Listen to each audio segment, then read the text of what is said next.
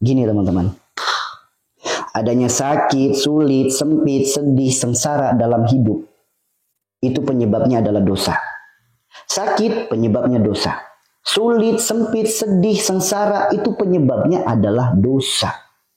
Hadirnya itu sebagai bentuk cinta dan kasih sayang Allah kepada kita. Karena boleh jadi dosa yang terus bertambah, istighfar yang jarang. Kesalahan yang terus dilakukan, taubat yang gak pernah. Jadi segala itu semua penyebabnya adalah dosa. Gerbangnya dosa ada sifat, perilaku, perbuatan. Jenisnya dosa itu banyak. Ada kezoliman, ada kesombongan, ada kemusyrikan, ada kemaksiatan, ada dosa riba, dan lain sebagainya. Dan ada satu pintu dosa, hanya sedikit orang yang menyadarinya. Ada satu pintu dosa, hanya sedikit orang yang menyadarinya. Bahkan ancaman dari dosa ini Allah sebutkan dalam Al-Imran ayat 77. Apa ancaman dari Allah? Allah tidak akan memberikan tempat di akhirat. Allah tidak akan menyapanya. Allah tidak akan memperhatikannya. Dan Allah tidak akan mensucikannya. Ini ancaman dari dosa yang ini. Ayatnya khusus diabadikan dalam Al-Quran. Sok buka Al-Imran ayat 77. Dari dosa satu ini tidak akan diberikan tempat di akhirat. Kalau di akhirat tidak punya tempat, lantas kemana kita akan menuju? Kemana? Ketika sudah meninggal, sudah wafat, sudah kiamat, Allah tidak mau menyapa kita. Allah tidak akan mau memperhatikan kita. Lantas kepada siapa kita akan kembali? Kepada siapa? Bahkan Allah tidak mau mensucikan kita. Kenapa? Ayo, ada satu dosa yang dampaknya sangat luar biasa di alam akhirat. Bayangkan kita datang ke tempat mertua, nggak disapa sama mertua aja, rasanya sedihnya luar biasa. Tidak diizinkan masuk apalagi, bahkan tidak diperkenankan masuk, sok apa perasaan kita? Sedihnya luar biasa. Nah ini tujuan hidup akhir, nggak dikasih tempat, nggak disapa, nggak diperhatikan, bahkan tidak disucikan. Sok, yuk gambarkan kalau di posisi itu adalah kita. Allah berkata, silahkan cari Tuhan selain aku, silahkan keluar dari kolong langitku. Lantas kemana kita harus pergi? Ini dosa satu ini teman-teman. Dosa yang satu ini. Makanya apa? Wujud nyata ujiannya dalam hidup. Ditegur supaya jangan sampai di alam akhirat mengalami hal ini. Ditegurlah dengan sakit yang gak sembuh-sembuh, bahkan sampai turun-temurun. Ya. Dikasih kesulitan. Bahkan bahasanya miskin sampai ke anak cucunya. Dikasih kesengsaraan, dikasih masalah yang terus datang silih berganti-ganti, bahkan masalahnya terus berdampak kepada anak keturunannya. Hati-hati. Ini tanda janji dan sumpahnya belum digugurkan dan masih terus ditagih oleh Allah. Itu teman-teman. Bahkan ulama menyampaikan hancurnya manusia itu karena nafsunya dan hancurnya manusia karena lisannya. Hati-hati. Sejauh ini seberapa sadarkah diri kita dengan ucapan kita? Seberapa sadarkah diri kita dengan lisan kita? Bahwasanya penyebab sakit, sulit, sempit, sedih, sengsara, menderita hidup kita disebabkan karena lisan kita. Namun manusia sifatnya pelupa. Apa yang diucapkan 3 menit yang lalu, 5 menit yang lalu, 1 jam yang lalu, lupa. Apalagi dengan janji dan sumpah-sumpahnya. Lupa. Itulah kenapa Allah berfirman dalam Al-Quran. Surat Al-A'raf ayat 172. Memberikan, ingat untuk supaya manusia itu ingat. Ini loh, sebelum kamu lahir ke alam dunia, kamu sudah berjanji kepadaku. Apa janji kita? Alastu birabbikum qalu bala sahidna. Itulah janji kita yang pertama kali kepada Allah. Sampai saat ini, ingat gak dengan janjinya? Bahwasanya engkau adalah Tuhanku ya Allah. Engkau adalah Robku ya Allah. Engkau adalah sesembahanku ya Allah. Masih ingat gak dengan janji itu? Dan masih berlaku gak janji itu? Begitu kita lahir disahadatkan oleh orang tua kita. Begitu kita balik sempurna sahadat kita. Sahadat itu apa? Syarat sah masuk Islam. Syarat sahnya. Syarat utamanya. Berarti apa? Ikatan. Perjanjian. Ikrar, baiat. Aku bersaksi tiada Tuhan selain Allah. Aku bersaksi Nabi Muhammad utusan Allah. Aku bersaksi. Persaksianmu apa sampai saat ini? Ketika kamu mencintai sesuatu melebihi cintamu kepada Allah dan Rasulullah, apa kabar persaksiannya? Ketika engkau meyakini sesuatu melebihi yakinnya kepada Allah dan Rasulullah, apa kabar? Gara-gara obat ini nih penyakit saya sembuh. Sok, keyakinanmu lebih yakin selain daripada Allah, apa kabar syahadatnya? Wah, gara-gara datang ke orang itu, dagangan saya jadi laris. Apa kabar? Q, apa kabar syahadatnya? Wah, gara-gara ngelendam cana dalam nih, dagangan jadi laris. Astagfirullah. Apa kabar syahadatnya? Apa kabar? Wah, kalau pengen kaya, yuk simpan benda ini dalam rumah, simpan ini. Apa kabar syahadatnya, guys, yang orang-orang yang gitu? Apa kabar janji dan sumpahnya? Kita tumbuh jadi anak-anak, kemudian remaja, sekolah, kuliah, sampai akhirnya lulus sekolah, bekerja. Lihat, sebelum bekerja, apalagi teman-teman yang kantoran, PNS, dan lain sebagainya, ada selembar kertas yang harus ditandatangani. Ada selembar kertas yang harus ditandatangani. Apa isinya? Perjanjian kerja. Janji bukan? Janji. Apa janjinya? Siap bekerja disiplin waktu, siap bekerja sepenuh hati, siap ditempatkan di posisi manapun, dan lain sebagainya. Prakteknya dalam bekerja, banyak nggak perjanjian yang dilanggar? Banyak. Itulah kenapa rizki halal. Gaji yang didapat halal. Berkah tidak? Berkah tidak? Gaji yang didapat halal. Berkah tidak? Makanya udah ngumpul gaji banyak, habis kena musibah. Ngumpul gaji banyak, habis kena penyakit buat berobat dan lain sebagainya. Bangun usaha ini gagal, bangun usaha itu gagal. Kenapa? Gak berkah. Kemudian semakin dewasa, akhirnya menikah. Di mana seorang laki-laki ijab kabul kepada wali si perempuan. Apa itu ijab kabul? Aku berjanji siap menafkahi lahir batinnya. Aku siap membahagiakan dunia akhiratnya. Aku siap menanggung dosa-dosanya. Aku siap menjadi pelindungnya. Itulah hakikat dibalik ijab kabul. Begitupun yang perempuan. Ingat gak dengan janji pernikahan? Ingat gak selembar kertas yang ada tanda tanganin?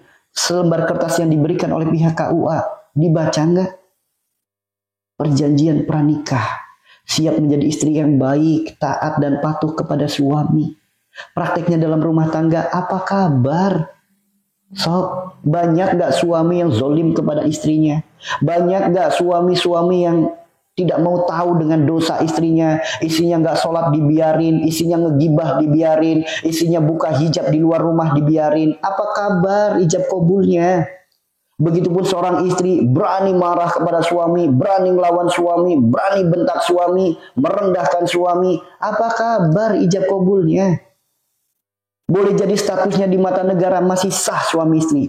Di mata Allah, apakah masih sah suami istri? Ingat, kenapa Allah ciptakan surat At-Tolak? Udah dibaca belum surat At-Tolak itu isinya apa? Sok, udah dibaca belum? Orang Islam itu baca Al-Quran. Bagi yang sadar. Bagi yang gak sadar dirinya orang Islam, Al-Quran hanya pajangan. Ini dibutuhkan kesadaran. Kesadaran. Sadar gak punya janji, punya sumpah sampai saat ini?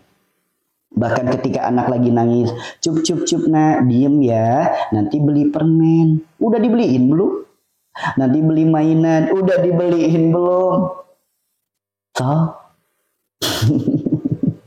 saat teman-teman banyak, apalagi yang dikit-dikit, Bu di mana? OTW, padahal belum mandi lah. Bohong, bohong ya, gitu ya teman-teman ya. Makanya hayu sadarkan diri kita, sadarkan. Banyak janji, banyak sumpah yang sudah sering kita lakukan, apalagi disebutkan sumpah dengan harga murah. Sumpah harga murah itu apa? Demi Allah loh ya, nasi gorengnya enak banget. Timbang nasi goreng doang disandingkan dengan sumpah atas nama Allah. Ya salah. Gimana coba? Demi Allah baksonya enak banget. Timbang bakso doang, nama Allah disandingkan dengan semangkok bakso. Demi Allah kemarin saya habis dari sana, dikit-dikit demi Allah, dikit-dikit demi Allah, dikit-dikit demi Allah. Gimana? Ya, pernah kita di posisi itu atau pernah mendengar orang yang kalau ngomong dikit-dikit sumpah demi Allah, dikit-dikit sumpah demi Allah. Suruh buka Al-Quran surat Al-Imran ayat 77. Bagi orang yang lisannya mudah sekali menyebut kalimat demi Allah, hati-hati. Karena ketika dia mengucapkan kalimat demi Allah, seketika malaikat di sekelilingnya tutup telinga. Karena Pak, saking takut dan ngerinya sumpah tersebut. Karena jelas di Al-Quran ancamannya bagi orang yang sering mengucap kalimat demi Allah. Hati-hati teman-teman. Hati-hati. Ya. Itu banyak sekali janji dan sumpah yang sudah kita lakukan. Yang sudah kita langgar, syahadat yang sudah kita langgar, janji sumpah pernikahan yang sudah dilanggar, janji sumpah pekerjaan yang sudah dilanggar, janji sumpah yang ucapan-ucapan yang kita lakukan banyak banget, gak bakal kehitung. Gak bakalan bisa kehitung. Karena Pak, sesuatu yang disepelekan itu mudah dilupakan, sulit untuk diingat. Itu teman-teman. Mudah melupakannya, sulit untuk mengingatnya. Ya, mudah kalau melupakannya mah, sulit untuk mengingatnya. Makanya Allah perintahkan dalam Al-Quran surat At-Tahrim. Wajib hukumnya menggugurkan janji dan sumpah. Wajib. Bagi siapa? Yang sadar. Pertanyaannya. Dengan dibuka dari mulai kita di alam ruh sampai detik ini. Sudah sadar belum? Banyak janji, banyak sumpah yang kita lakukan. Sudah sadar belum? Banyak janji dan sumpah yang sudah kita langgar. Banyak sumpah belum? Udah sadar belum dengan janji dan sumpah kita? Masih belum sadar, yuk renungkan. Dosa apa, maksiat apa yang pernah kita lakukan sampai bebel menerima cahaya dari Allah. Sampai sulit menerima firman Allah. Dosa dan maksiat apa yang pernah kita lakukan sampai hatinya terbelenggu, hatinya tertutup, hatinya terkunci dari ayat-ayat Allah. Yuk renungkan teman-teman. Lalu bagaimana caranya ya Allah? Hamba akui janji dan sumpah yang hamba lakukan begitu banyak. Janji dan sumpah yang hamba ucapkan begitu banyak. Janji dan sumpah yang hamba langgar begitu banyak. Bagaimana caranya ya Allah untuk hamba menggugurkannya? Allah maha baik saudaraku. Allah maha baik, maha baik. Bahkan saking baiknya Allah bukan memberikan satu syarat saja. Allah berikan 4 cara. Kenapa? Allah tahu keadaan setiap hambanya itu berbeda-beda. Allah perintahkan bagi makanan, belum tentu semua orang bisa kasih makanan. Karena tidak sedikit ada orang yang jangankan ngasih makanan, makan untuk diri sendiri aja sedang sulit. Allah tahu keadaan setiap hambanya. Maka bagi yang tidak punya makanan, bagi yang sedang tidak mampu memberikan makanan, maka kata Allah, berikanlah pakaian. Dan Allah pun tahu tidak semua hambanya memiliki pakaian untuk diberikan. Karena banyak juga hambanya yang punya pakaian hanya yang dikenakan.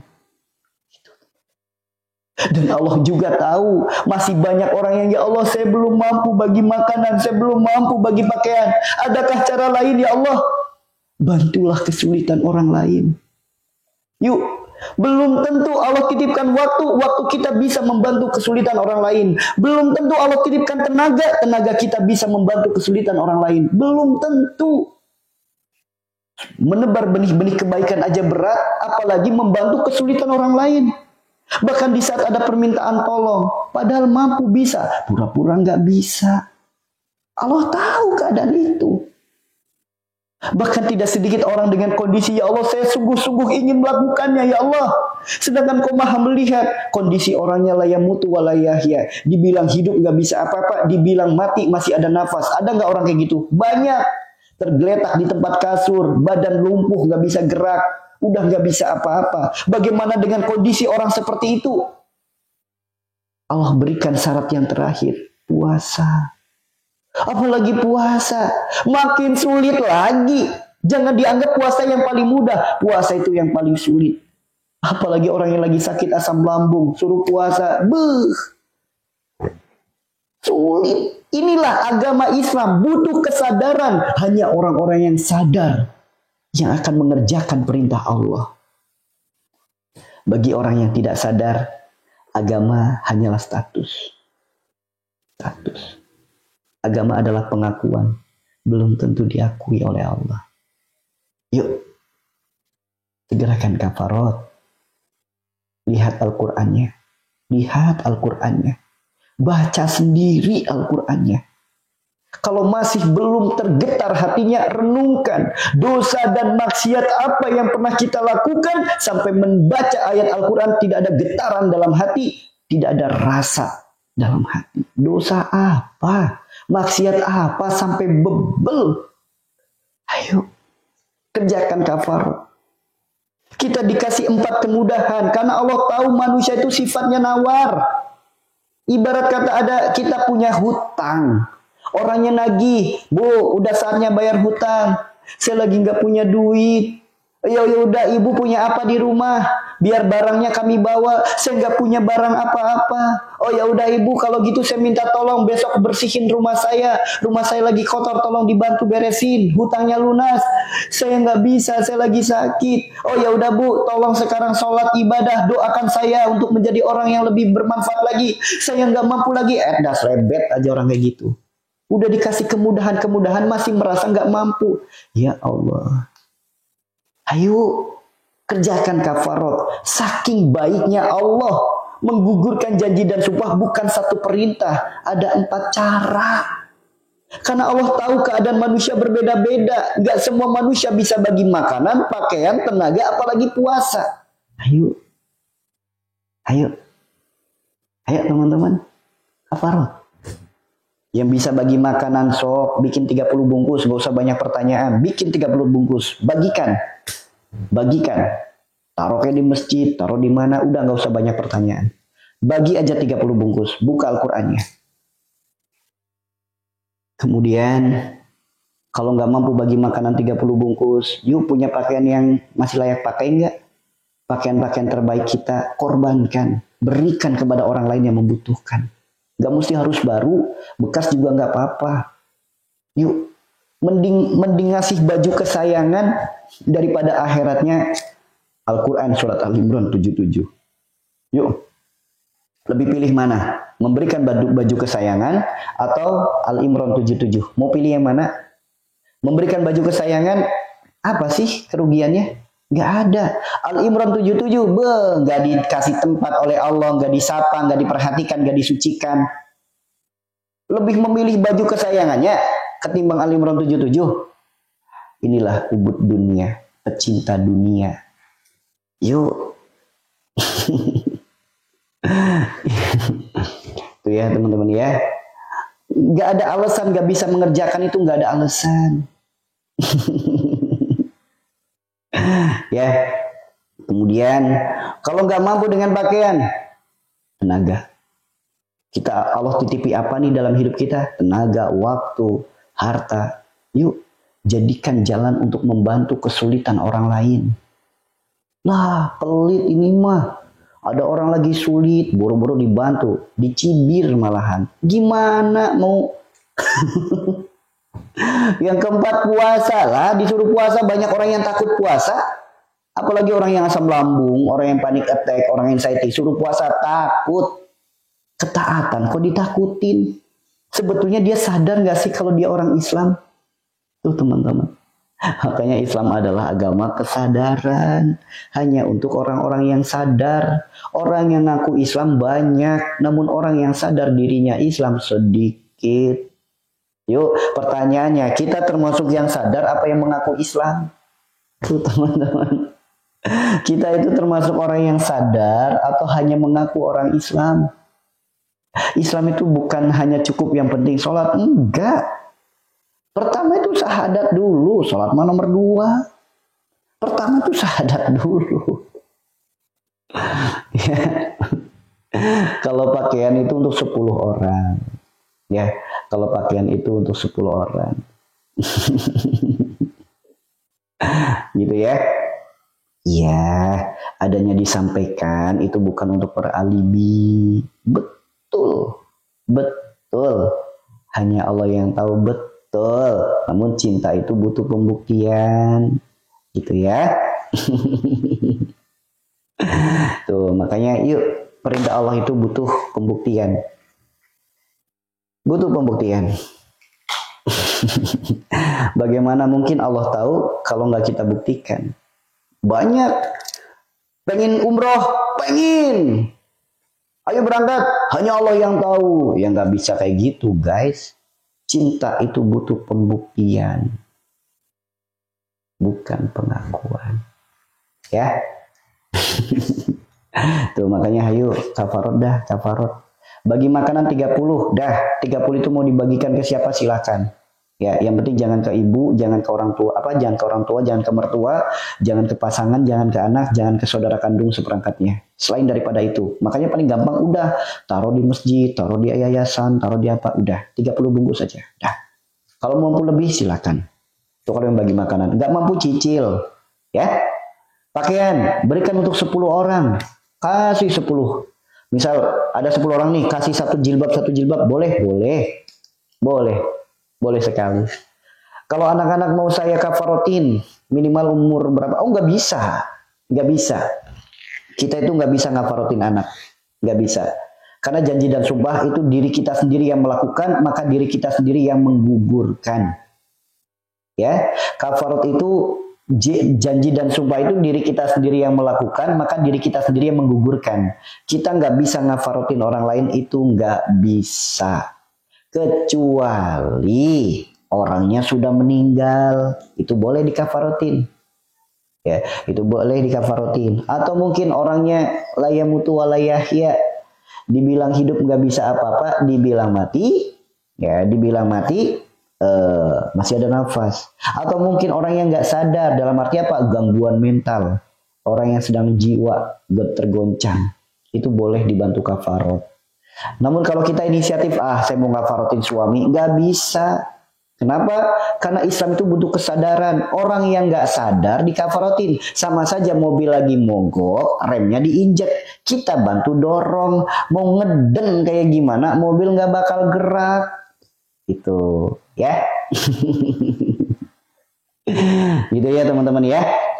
Mobil nggak bakal gerak, makanya kafarat itu hanya untuk diri kita sendiri. Kita bisa ngafaratin orang lain, orangnya sudah meninggal, layamutu walayahya, dan orang gangguan mental. Gitu. Kafarat berapa kali? Saya tanya, Anda melanggar janjinya berapa kali? Anda janji dan sumpahnya berapa kali? Berkali-kali? Nggak bisa kehitung? So, berkali-kali lah lakukan kafarat tanpa hitungan. Silakan. Selagi masih ingat, selagi masih merasa punya janji, punya sumpah, kerjakan kafarat. Ya, kerjakan kafarat. Itu ya. Jadi seperti itu. Silakan bertanya, silakan. Ya, silakan bertanya. Yang dikafarotin apa saja? Maksudnya, kafarat itu untuk menggugurkan janji dan sumpah. Cara kafarot itu ada 4. Makanya saya selalu mengajak teman-teman, yuk sambil mendengarkan, sambil dibaca terjemahannya di Al-Quran. Supaya satu mendengar, satu melihat, dari percaya jadi yakin, muncul kesadaran, jadi hakul yakin. Begitu ya guys. Iya, gak apa-apa, yang penting masih kedenger ya. Masih kedenger gak suaranya? Kalau puasa kebetulan hari Kamis, kafarat itu nggak bisa digabungkan dengan puasa apapun. Nggak bisa. Kafarat itu tidak bisa digabungkan dengan puasa apapun. Dan kafarat itu 3 hari berturut-turut puasanya. Bukan sehari puasa, besok libur. Besoknya lagi puasa, diniatin kafarat. Nggak bisa. Tuh, nggak bisa.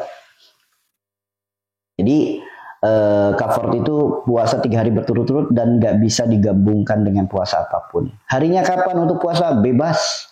Yang penting 3 hari berturut-turut. Bebas. Bebas, yang penting 3 hari berturut-turut. Hari apa aja bebas, boleh. Bagi makanannya berapa kali? Berapa kali Anda melakukan janji dan sumpah? Nggak kehitung kan? Udah weh.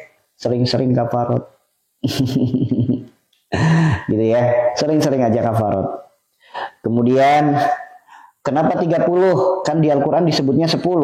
Yuk, di Al-Quran dijelaskan sebagaimana apa yang kau makan. Normalnya manusia sehari 3 makan. Kita ngasih makan ke keluarga 3 kali makan. Yuk, 1 orang dapat 3. Bahasanya 3 kali 10. Kan untuk 10 orang 30. Udah. Itu yang paling mudah. Udah tinggal kerjakan aja, udah bikin 30 bagikan, udah. Kemudian pakaian untuk 10 orang. Satu orang dapat 1 jilbab, boleh nggak? Boleh. Satu orang dapat mukena doang, boleh nggak? Boleh. Satu orangnya dapat sarung doang, boleh nggak? Boleh. Yang penting untuk 10 orang. Bukan 10 pakaian untuk satu orang. Namun 10 orang dikasih pakaian. Ya. Kemudian apalagi namanya? Dengan tenaga, bagaimana caranya? Contoh, bantu kesulitan orang lain. Ada tetangga lagi kesulitan, kena musibah, bantu. Ada tetangga lagi butuh pertolongan, lagi hajatan, masak-masak lain sebagainya, bantu. Tuh, itu seperti itu. Bantu kesulitan orang lain. Kemudian puasa 3 hari berturut-turut, harinya bebas. Hari apa aja bebas. Bebas harinya. Ya. Iya, kalau tentang puasa, makanya cover itu ada 4. Kalau masih punya hutang puasa Ramadan, bayar hutang puasa Ramadan. Kerjakan kafarotnya dengan makanan. Nanti kalau hutang puasa Ramadannya sudah dilunasin, baru bisa puasa kafarot. Atau mungkin puasa Ramadan kemarin 7 hari, yuk hari ini nyicil dulu 1 hari, besok puasa kafarot. Besok lagi nyicil puasa apa? Besok lagi nyicil bayar hutang, besoknya lagi kafarot. Begitu ya teman-teman ya. Ya, seperti itu ya. Itu seperti itu. Ya. Ada lagi pertanyaan tentang kafarot, niatnya. Niatnya, gini teman-teman, niat itu bukan bahasa Arab, niat itu bukan apa yang diucap. Saya ambil contoh, ibu, saya niatkan ini sodakoh untuk ibu. Dalam hati niatnya pamer. Mana yang dicatat oleh Allah? Niat yang di lisan atau niat yang di hati? Sob, saya tanya dulu, ibu saya niatkan ini sodakoh untuk ibu. Namun dalam hati niatnya bohong, dalam hati niatnya pamer. Mana yang dicatat sama Allah? Yang di lisan apa yang di hati? Yang di hati kan? Makanya niat itu apa? Kesadaran. Niat itu kesadaran dari diri kita, dari hati kita. Saya mau kafarot. Maka Pak, niat itu terbesit dalam hati saja. Udah dicatat niat. Bukan dengan nawaitu ini itu dan lain sebagainya. Boleh dibantu dengan lisan. Ya Allah, hamba niatkan ini sebagai kafarot untuk diri hamba. Lillahi ta'ala. Udah sah. Ya Allah, saya niatkan ini kafarat untuk diri hamba lillahi ta'ala, itu udah sah. Begitupun dengan puasa, ya Allah hamba niat puasa kafarat esok hari untuk diri hamba lillahi ta'ala, itu juga udah sah. Niat itu bukan bahasa Arab, niat itu bahasa hati. Karena Allah melihat yang di hati, bukan apa yang diucap. Namun lisan kita bisa membantu untuk lebih menambah keyakinan lagi, gitu ya. Untuk yang kita bisa ngafarotin orang lain, tidak bisa dengan puasa. Ngafarotin orang lain itu hanya bisa dengan makanan. Bagi orang yang sudah meninggal, kan suka tuh ada acara beberapa daerah, beberapa mazhab kan. Kalau ada meninggal, ada acara 7 hari, lain sebagainya. Udah niatin kafarot. Diniatin kafarot, nasi makanannya diniatin kafarot untuk almarhum. Gitu ya. Itu seperti itu. Kemudian bagi intinya gitu ya, bagi yang baru bergabung, yang pertama dengar, disimak dulu, nanti pelan-pelan paham kok. Yang baru bergabung itu disimak dulu, nanti pelan-pelan paham kok dengan apa yang sedang disampaikan. Ya.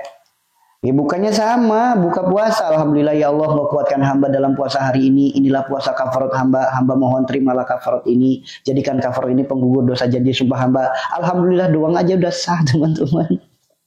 Ya, alhamdulillah aja udah sah. Iya itu tadi. Ya Allah, hamba niatkan ini kafarot untuk diri hamba lillahi ta'ala. Mau bagi makanan, mau bagi pakaian, mau dengan tenaga, itu udah sah. Udah sah teman-teman. Mau puasa, ya Allah hamba niat puasa kafarot. Jadi gini, apa yang saya sampaikan udah paham belum ya? Niat itu terbesit di hati. Hatinya udah niat mau mengerjakan ini, nah itu udah dicatat niat.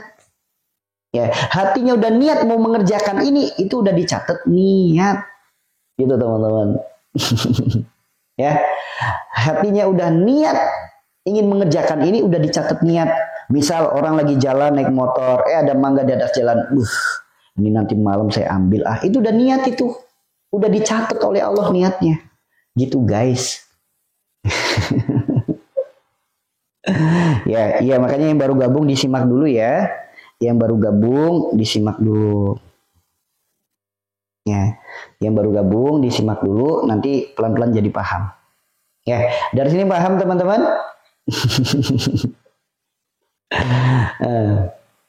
Iya, memang gitu. Memang jarang sekali ada yang membahas kafarat, itu jarang sekali, jarang.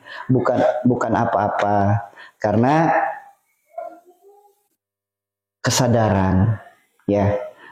Nggak semua ustadz, nggak semua ulama, nggak semua kiai dakwahnya itu lewat jalur seperti ini.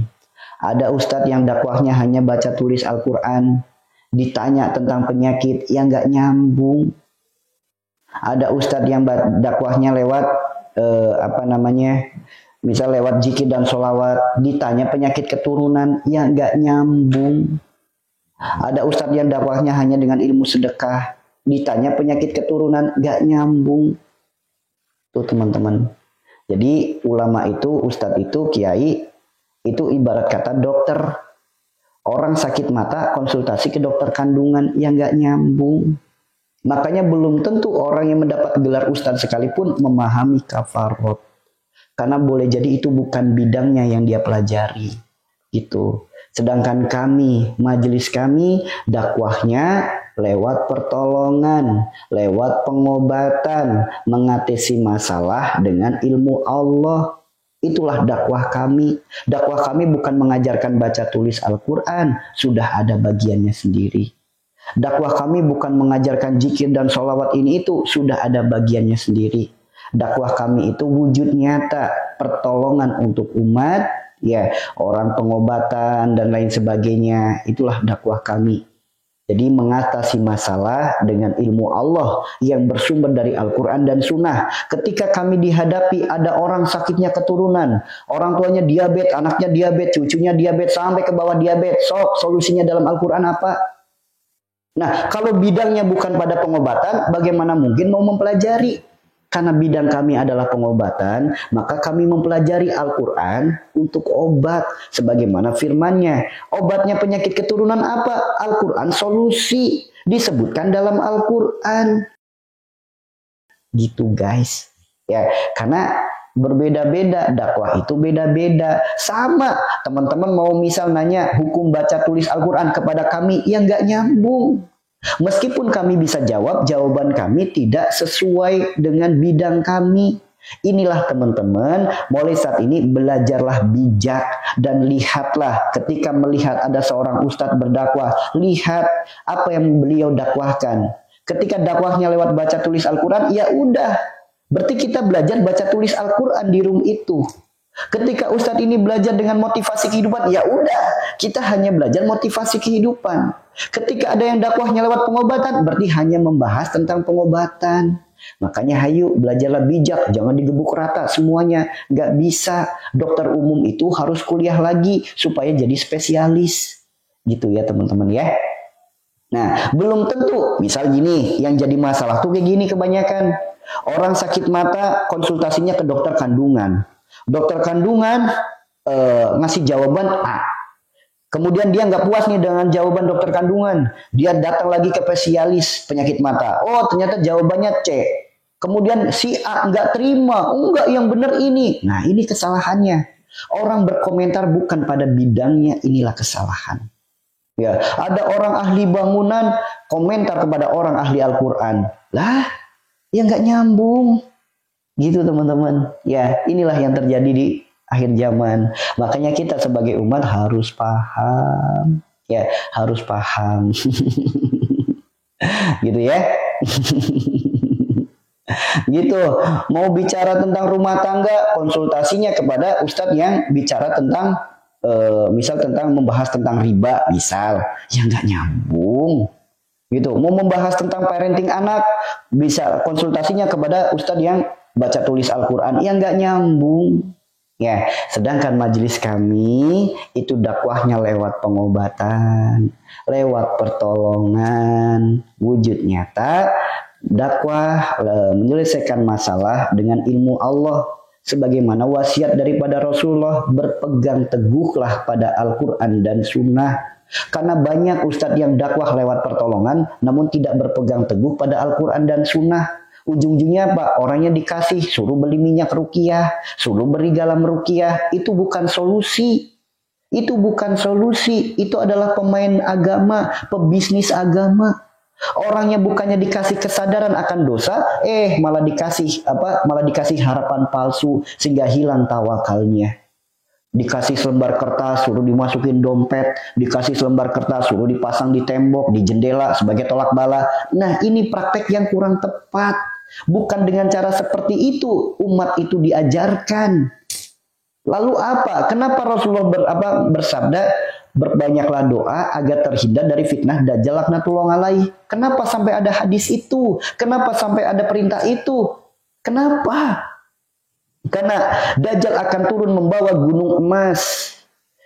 Tangan kanan, tangan kirinya ngeluarin air dan api. Menyembuhkan orang yang sakit, menghidupkan orang yang mati. Orang kalau udah lagi sakit, lagi sempit, lagi sedih, lagi sengsara, yang penting sembuh, yang penting laris, yang penting kaya. Gak peduli jalan sembuhnya, jalan larisnya, jalan kayanya seperti apa, gak peduli. Ini ciri-ciri orang yang sudah terkena fitnah Dajjal, teman-teman. Adakah diri kita ketika lagi sakit, yang penting sembuh, bodoh amat, yang penting saya mah sembuh, saya nggak peduli, yang penting pokoknya saya sembuh. Itu ciri-ciri orang sudah terkena fitnah Dajjal. Ciri-cirinya. Oh, yang penting dagangan saya laris, terserah abah deh mau diapain, mau dipagerin kayak mau ditanemin kayak mau apa. Itu ciri-ciri orang yang sudah terkena fitnah Dajjal.